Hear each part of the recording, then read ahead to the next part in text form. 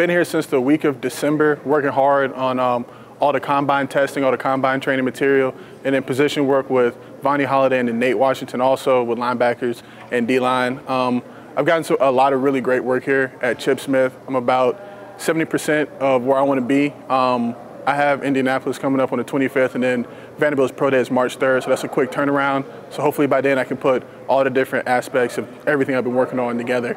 I'm really excited, and I can't wait to see how far I've come in such a month and a half. I've always been good at linear speed. I've always been told I was quick, fast, straight line guy. I really wanted to work on my quick hips and change the directions, especially working in space. Now that I'm more of a linebacker and less of a D lineman, I knew I had a little bit of a problem with that, and that's definitely something I've gotten a lot better at since I've been working here. Like you said, the change of direction, the reaction drills, the quick hips, the sinking your hips to get out of breaks and stuff like that, all things we work on here. Throughout college, you work on the major muscle groups, the major things that pretty sure everyone works on throughout the nation. But when we go into the weight room with Zach and Tripp, they work on the smaller muscles, the more supportive muscles to your big muscles. Because when you come in, everyone is a top athlete. Everyone is strong, both upper body and lower body. But what people are deficient in is their smaller muscles and their glutes and their hamstrings and smaller muscles in their back, things that can help support those larger muscles. So I've seen tremendous gains just from working on those smaller intermediate muscles.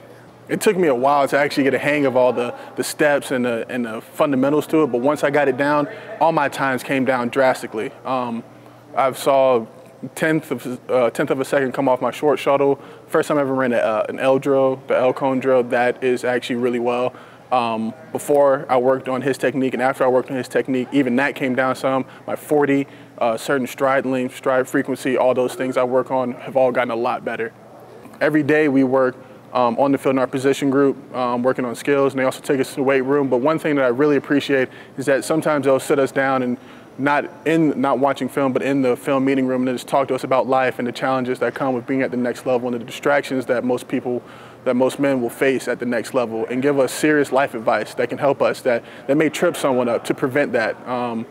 Talk about investments, talk about distractions, talk about not only distractions from the outside world, but from your own family, which is something that most people don't realize is a big thing. So having that other part, not just the film study, not just the position work on the field, but also that life skills helps a lot, and I really appreciate that part of it. One thing that I really thought was important why I chose Chip Smith is, yeah, he's dealt with a lot of great first rounders like Brian Urlacher and Champ Bailey, who were like amazing future Hall of Famers. But also when he told me that he took a guy from a D3 school who had no draft grade and turned him to a second-round draft pick, that's something that I knew I needed to get on board. Because personally, I don't know where I stand, but I know when I finish here at Chip Smith, I'm going to be one of the top recruits for my position. I didn't know how great Chip Smith was with his whole system and the Moore system and all the people he's put in the next level. I just thought it was amazing. And the next jersey I really want to see in here is my jersey. I picked out a nice little spot for it on the wall. So keep working hard, and hopefully next time I come in here in the offseason, I can see my jersey hanging up on the wall.